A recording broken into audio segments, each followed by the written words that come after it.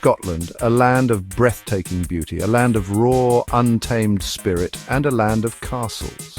These are not just piles of stone, they are storytellers, they are guardians of memory.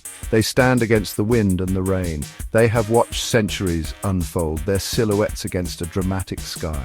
It's a sight that stirs something deep within. These castles, they call to you.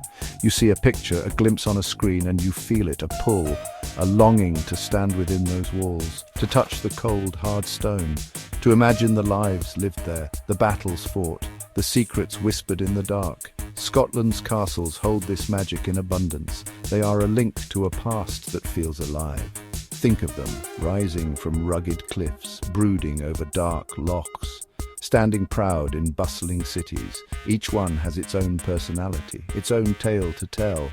Come, let the stones speak. Let their stories unfold before you. Why so many castles in Scotland? It's a question that hangs in the Highland air. The answer is etched in the land itself, in its people, in its turbulent past. Scotland was a nation forged in fire, a nation constantly fighting for its survival, fighting for its identity. And castles, they were the tools of that fight. They were essential. They were power made stone. From the earliest days, from the Iron Age forts, the need for defense was paramount. Then came the Normans, with their Motte and Bailey designs, timber first, then stone, stronger, more permanent. These were statements, symbols of control, markers of territory in a wild land. Lords and chieftains built them to protect their lands, to command their people, to watch for their enemies. The Scottish Wars of Independence, Edward I of England, the hammer of the Scots. He knew the value of castles. He built his own. Castle walls became the front lines. Edinburgh Castle. It's more than a castle. It's an icon. It dominates the city's skyline. Perched atop an extinct volcano, Castle Rock, a natural fortress. People have lived here for thousands of years. You can feel that ancient power as you walk up the Royal Mile towards its imposing gates. It has seen everything: the birth of kings, the death of queens, sieges, celebrations. It is Scotland's story. The architecture tells a long, complex tale. St. Margaret's Chapel, the oldest building in Edinburgh. A tiny, peaceful sanctuary from the 12th century. Imagine the prayers whispered here. Then there's the Great Hall, with its magnificent hammer-beam roof. Feasts and parliaments held within these walls, the crown jewels of Scotland, the honours, hidden away for centuries, now safe here, symbols of a nation's endurance, of its very existence. Today it draws millions from all corners of the world. They come to walk in the footsteps of history. Stirling Castle. They called it the brooch of Scotland, linking the Highlands and the Lowlands. Strategically vital, whoever held Stirling held the country, or so it was said.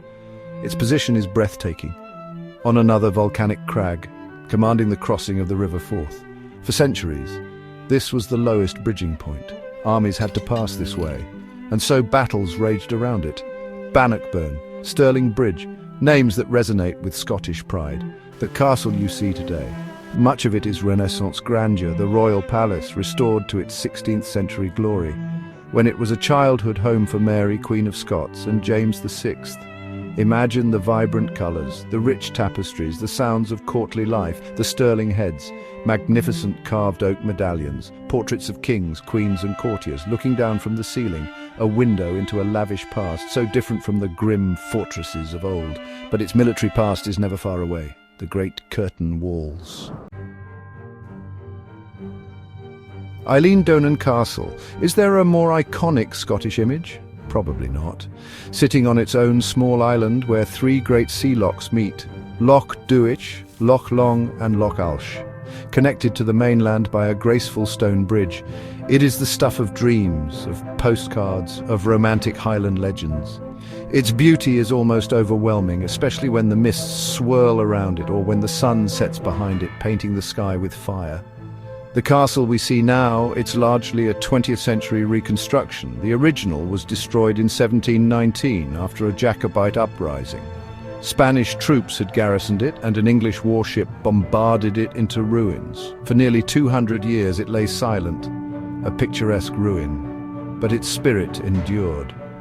The MacRae clan, hereditary constables of the castle, they dreamed of bringing it back to life, and they did. a labor of love. The rebuilding took 20 years. Every castle in Scotland, it has its ghosts, its whispers, its untold stories. You might not see them, but you can feel them. If you listen, if you let your imagination wander, stand in a quiet courtyard or a darkened passageway, and the past comes alive.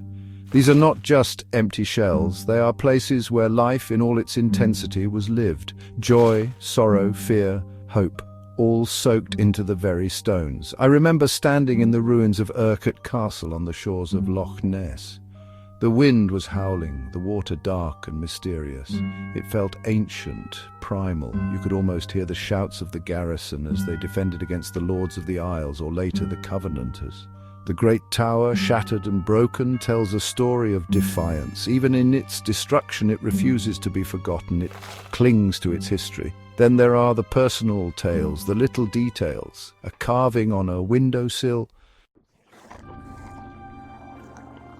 Scottish castles, they are more than just impressive buildings, more than military strongholds. They are the very soul of Scotland, etched in stone.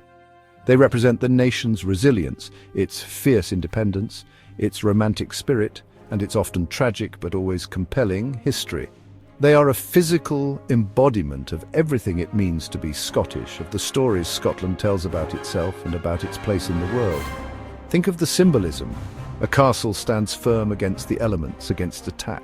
It speaks of endurance, of a refusal to yield. This is a powerful metaphor for Scotland itself, a small nation often facing overwhelming odds, yet always maintaining its unique identity, its distinct culture.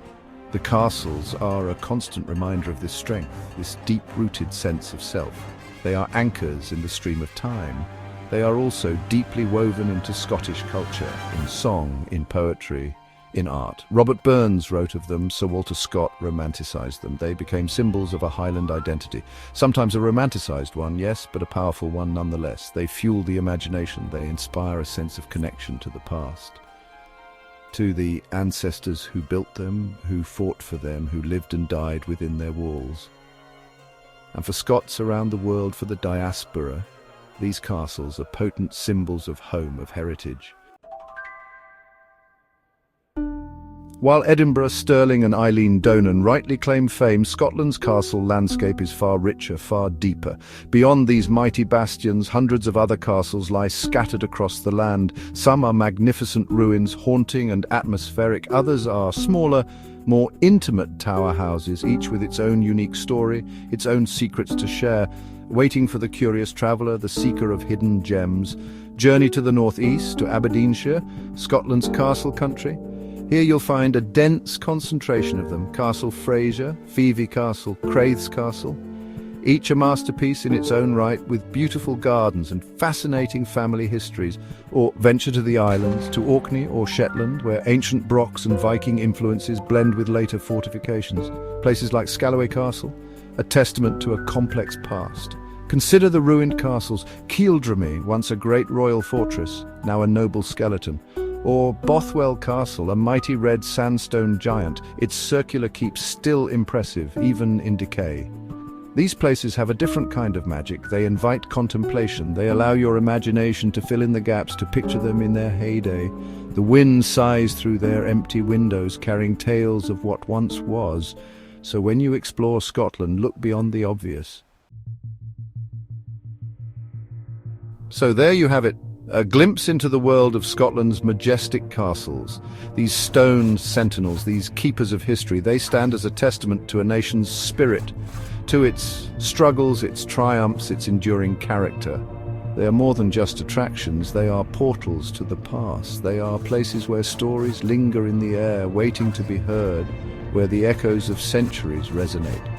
The invitation is there for you to step into this story, to walk the battlements yourself, to feel the chill of the ancient stones, to gaze out over the same landscapes that kings and queens, warriors and clansmen once surveyed. It's an experience that changes you. It connects you to something bigger, something timeless, something deeply, profoundly Scottish. The magic is real. You just have to be there. Don't just read about them. Don't just look at pictures. Go seek them out. Whether it's the grandeur of Edinburgh, the strategic might of Stirling, the iconic beauty of Eilean Donan, or a hidden gem you discover for yourself.